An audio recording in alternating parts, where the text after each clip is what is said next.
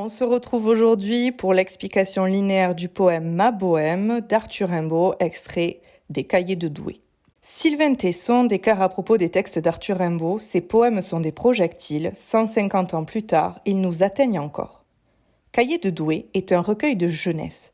En 1870, Rimbaud a 16 ans. L'homme aux semelles de vent, comme le surnommera Paul Verlaine plus tard, fugue à plusieurs reprises.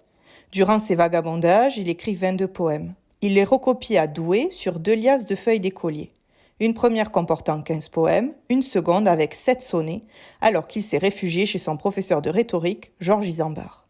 C'est à Paul de Meny, poète et éditeur, qu'il confie ses poèmes qui seront publiés 18 ans plus tard, sans que Rimbaud le sache. Ma Bohème est le dernier poème du recueil. Dans ce sonnet en alexandrin, l'adolescent célèbre le voyage, la liberté, la nature, mais aussi son amour pour la poésie. De la sorte, nous allons voir comment Rimbaud enchante l'errance dans ce poème.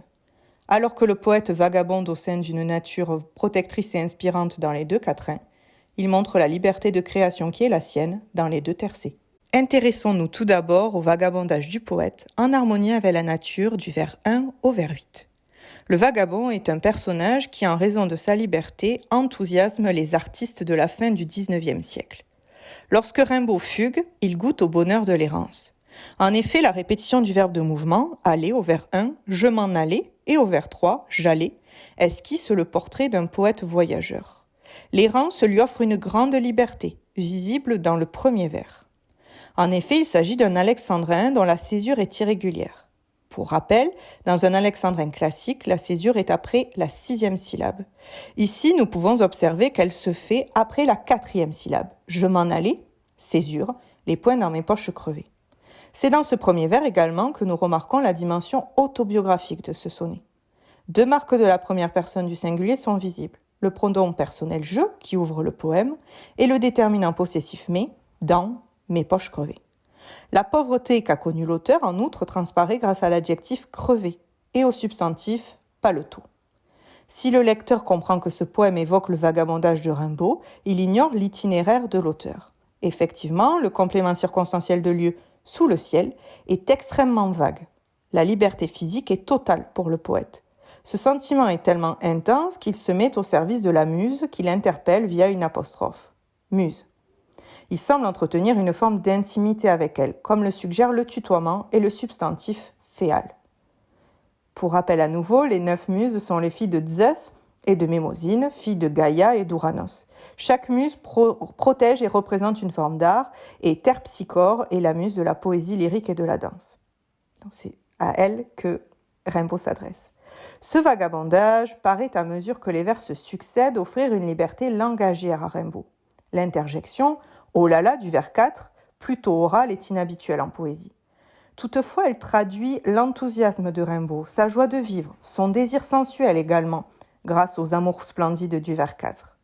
Il faut comprendre que l'errance au sein de la nature ouvre le champ de tous les possibles. Ce n'est sans doute pas un hasard si l'adjectif « crevé » rime avec le participe passé « rêver », sous-entendant que c'est le vagabondage qui donne accès au rêve. Le vers 5 fait écho au vers 1 et 2 puisque Rimbaud montre à nouveau son dénuement via le champ lexical de la pauvreté. Unique culotte, large trou. Néanmoins, le poète est exalté, désireux de découvrir le monde, et à ses côtés, tout tourne à l'enchantement. Dans le vers 6, il se compare à un personnage de conte merveilleux grâce à une métaphore mise en exergue par un tiret, petit poussé rêveur. Mais plutôt que semer des cailloux, Rimbaud sème des rimes, et c'est bel et bien la poésie qui lui montre le chemin à suivre. Le rejet du vers 7, des rimes, j'ai crené dans ma course des rimes, met en exergue cet amour incommensurable pour la poésie, qui l'accompagne pas à pas. De plus, le mot course rend compte d'une course physique, une envie de fuir, de partir, mais aussi une course poétique, dans le but de repousser les limites de la poésie. La nature tient un rôle essentiel dans ce sonnet puisqu'elle est synonyme de liberté. Les vers 7 et 8 mettent en lumière la relation particulière que le poète entretient avec elle. Les déterminants possessifs, mon auberge et mes étoiles, indiquent qu'elle semble lui appartenir. De plus, les sonorités douces, les allitérations en M, les assonances en OU, rime, mon, mes, doux, froufrou, miment la douceur, la protection de cette nature qui offre un toit à Rimbaud. Elle met ses sens en éveil également, l'ouïe, doux, froufrou, le toucher, je sentais des gouttes, le goût comme un vin de vigueur. Ce sonnet peint un jeune homme qui vagabonde sans contrainte, et ce sentiment de liberté gagne le poème tant sur le fond que sur la forme. En effet, dans un sonnet traditionnel, les quatrains et les tercets doivent être grammaticalement indépendants. Ici, pourtant, le second quatrain se prolonge dans le premier tercet. Mes étoiles au ciel avaient un doux froufrou et je les écoutais assis au bord des routes.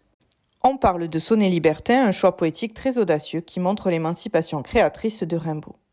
Passons à présent à notre dernière partie, la fugue permettant la création poétique des vers 9 à 14.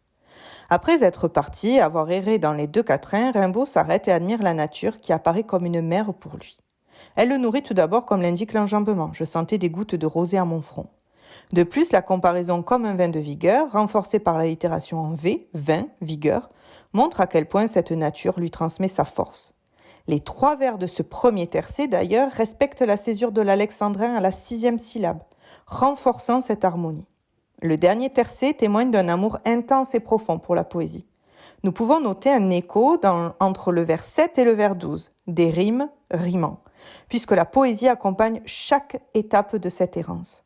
L'adjectif fantastique nous offre un monde vaste et inspirant. Après avoir été un petit poussé, il devient le père de la poésie, via la comparaison au vers 12 entre les élastiques abîmés des souliers et les cordes de la lyre, permettant un rapprochement entre Rimbaud et Orphée. Il rappelle que le vagabondage est synonyme de créativité, grâce à la rime insolite entre fantastique et élastique. Rien ne peut entraver son amour de la poésie. Il détourne cette chose banale qu'est l'élastique pour la métamorphoser en lyre. Le vagabondage, la nature et même sa pauvreté deviennent matière à créer de la poésie. Le dernier vers d'un sonnet constitue habituellement une chute nommée concetto, mais pas ici. Rimbaud célèbre une dernière fois son amour du voyage grâce à une métonymie, un pied près de mon cœur. En effet, il s'efface derrière ses souliers, symbole d'errance, et les associe au cœur, c'est-à-dire à l'amour. Rimbaud célèbre dans Ma Bohème le bonheur, celui du bohémien. La nature lui offre une liberté physique, intellectuelle, qui se mue en liberté poétique.